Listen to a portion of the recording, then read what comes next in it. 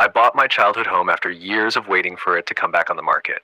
I was ecstatic. I spent most of my childhood there and had many fond memories. I was disappointed when my parents put it up for sale after I went off to college, but I figured that if I got a good job and saved up enough money, I could buy the house next time it was put up for sale.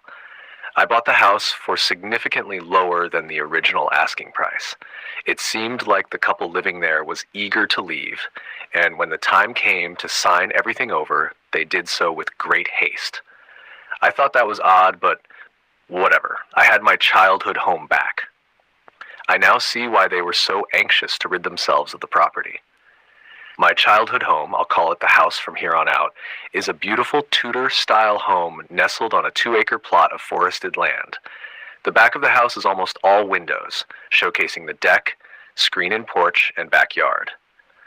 Aside from some furniture upgrades, everything looked as it did from my youth. Not everything felt the same. The woods on the property were my playground. My brother and I spent many days riding our bikes and building stick forts. For us, the woods were a place of wonder and fantasy. I didn't understand at the time why they now felt foreboding and claustrophobic. Maybe nostalgia clouded my memories of the place. Maybe I didn't understand then what lurked between the trees. My neighbors were also different. They weren't hostile to me, but they didn't go out of their way to welcome me either. In fact, I rarely, if ever, saw them outside of their houses. Their yards were overgrown and ivy grew unopposed on their homes. I invited my parents and brother over for a welcome party, and they also noticed things felt off. About a month after moving in, I was doing some cleaning in the living room and noticed that a car was creeping down my driveway. The driveway bisects the property and is often used by confused drivers to turn around. I thought nothing of it and went on with my day. The next week, another car came down the driveway, but this time stopped directly in front of my living room window. I was just about to go outside and ask if they needed help when their car started up and darted away. This happened a few more times over the next 3 weeks. Always the same behavior. Slowly creep up to a stop in front of my house, sit idly for a minute, then peel away. What was odd is that it was never the same car. I couldn't really make out what the car was either. It just looked like a generic sedan. About a month ago, things started getting concerning. One Saturday afternoon, I happened to look through the front door peephole and noticed someone unfamiliar standing on my front porch. I couldn't quite make out what this person looked like. Frankly, I don't even remember what they were wearing. I had been on the first floor all day and hadn't heard knocking or even a car drive up for that matter. I looked out the peephole for a few more minutes until the person turned around and walked away. They get into a car and peel off to God knows where. At this point, I'm getting a bit concerned that someone is casing the property, so I invest in a video doorbell system, think Ring, but some cheap knockoff.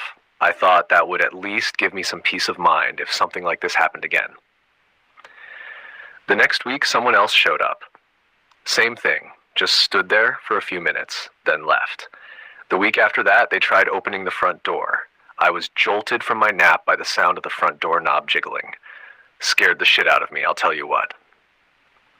I looked on the video doorbell app, and sure enough, there was some random person vigorously jiggling the front doorknob, as if they lived there, and were confused that the door was locked. This shitty Ring knockoff didn't have sound or a way to speak with whoever was out there. So instead, I called the police. By the time they arrived, the stranger was long gone. I gave the officer an account of what happened and let them see the footage from the camera. He had me send a copy of the recording over to the station so that they could analyze it and figure out the identity of the stranger. They never had any luck. A few weeks pass, and life goes back to normal. I continue working on home improvement projects and a ton of yard work. Everything was as it should be, at least until 2 weeks ago. I had walked out into my garage to grab some gardening tools when I noticed a breeze. The garage had 2 windows, but in all my time living here, I had never seen them opened. If we needed to air out the garage, we would just open the garage door. What I saw stopped me in my tracks. The garage window facing the front yard was open, and on the dusty glass was a handprint. Fuck this. I ran back inside, locking the mudroom's garage door behind me. I called the police, and after what felt like hours, an officer arrived. I explained the situation and had the officer comb every inch of the garage to verify there were no unexpected guests. They dusted the window for fingerprints, told me to check my locks, then left. I spent the rest of the afternoon obsessively checking each lock in my house. Last week is when things got fucky. I had gotten pretty anal about checking outside before leaving, so one morning as I was preparing for work, I looked out the bedroom window and just about shat myself. Standing in my yard were 5 people. All of them were staring up at me. I walked over to my nightstand to grab my phone and get pictures, and when I looked out the window again, they were all gone. Damn, there goes my proof. I decided to call out sick for the day because there was no way in hell I was going outside. On Tuesday, they tried my front door. All 6 of them jiggled the lock and hammered on the door. I called the police, but they had dispersed by the time they arrived. This happened again Wednesday, Thursday, and Friday. Each day a police call, each day no result. The cops were fed up with my shit and stopped showing up. The dipshits thought I was playing a prank. Saturday, I saw some of the people in my backyard. Sunday, they had gotten closer. Today, they struck.